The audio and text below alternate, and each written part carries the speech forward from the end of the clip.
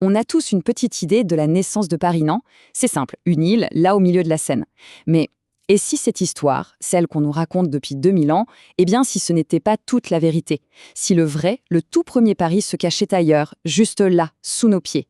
Allez, on mène l'enquête ensemble pour déterrer les vraies origines de la capitale. Dès le Moyen-Âge, c'est clair, c'est gravé dans le marbre, l'île de la Cité, c'est Paris. Point. Cette citation de Guy de Bazoches, elle est parfaite pour ça. La tête, le cœur et la moelle. Franchement, c'est l'image d'Épinal, le point de départ de tout. Le kilomètre zéro de l'histoire parisienne. On ne peut pas faire plus clair. Et c'est là que ça devient intéressant, que le mystère commence. D'accord, l'île, c'est le cœur du Paris qu'on connaît, pas de souci. Mais est-ce que c'était vraiment le tout début? Cette question qui a l'air de rien, elle a vraiment, mais vraiment hanté les historiens pendant des siècles. Alors d'abord, penchons-nous sur ce fameux mythe de la cité. Cette version officielle de l'histoire, celle qui est presque gravée dans la pierre des monuments. Et cette version, elle repose quasiment sur un seul témoignage, celui de Jules César, rien que ça. Dans sa Guerre des Gaules, il mentionne Lutèce comme une ville sur une île. Sauf que, petit détail qui a son importance, César, il n'y a passé qu'une journée.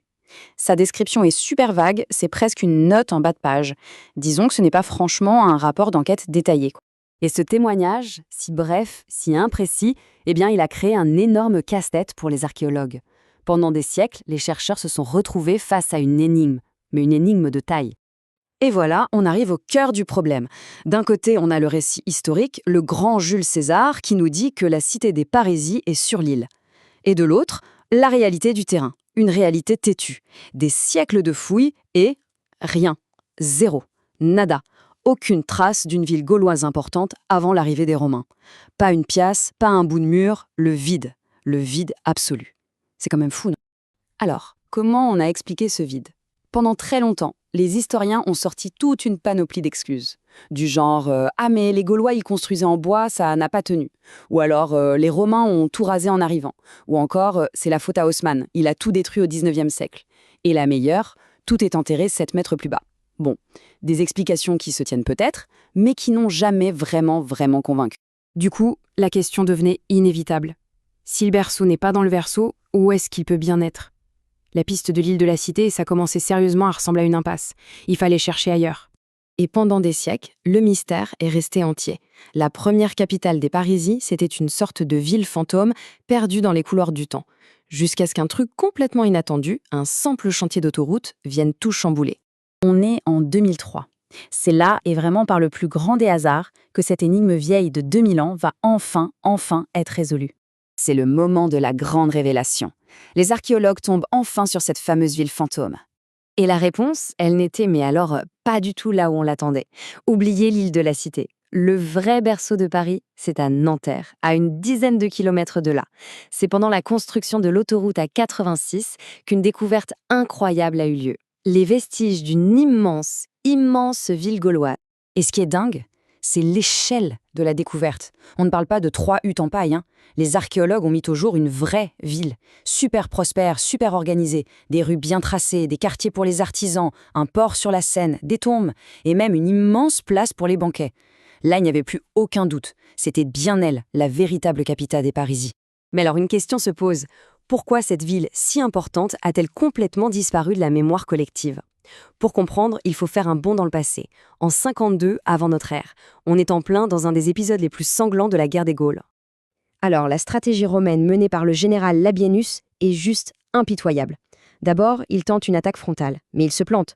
Le chef gaulois Camulogène, super malin, utilise les marais de Nanterre pour piéger les légions. Du coup, Labienus change de plan.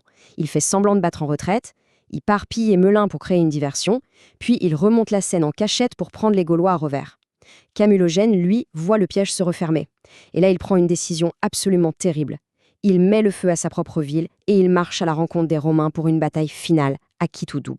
Le lieu de cette confrontation ultime, là où tout le destin des Parisis va se jouer, portait un nom. Garannella, ce qui voulait dire la petite Garenne. C'était probablement une plaine de chasse. Et c'est là que l'histoire devient complètement folle. Cette plaine de Garannella, ce champ de bataille antique, ce n'est autre que l'actuel champ de Mars. Oui, juste là, au pied de la tour Eiffel. C'est précisément à cet endroit que Camulogène et ses guerriers sont morts en défendant leur cité. Cette phrase, elle résume tout. Pensez-y, les millions de touristes qui se prennent en photo au Champ de Mars, eh bien sans le savoir, ils marchent sur un immense cimetière. Ils foulent une terre qui, je cite, a avalé les ossements des Parisis il y a plus de 2000 ans. C'est une histoire incroyable, cachée juste sous nos pieds. La défaite est totale pour les Gaulois. La première Lutèce n'est plus qu'un tas de cendres. Mais c'est de cette tragédie que va naître la ville qu'on connaît aujourd'hui. Et le point clé, c'est le choix du nouvel emplacement. Les Romains sont avant tout des stratèges, très pragmatiques. Ils ont regardé le site de Nanterre et l'ont jugé beaucoup trop exposé. Alors ils ont choisi de s'installer un peu plus loin, sur un petit groupe d'îles au milieu du fleuve, un endroit bien plus facile à défendre. Et voilà comment Lutèce a été déplacée. C'est la naissance du mythe de l'île de la Cité. Le symbole de cette renaissance, de ce nouveau départ, c'est un monument absolument incroyable, le pilier des Nautes. Il a été offert par la très puissante Corporation des Marins de la Seine et c'est la toute première construction en pierre du Nouveau Paris. Un véritable acte de naissance.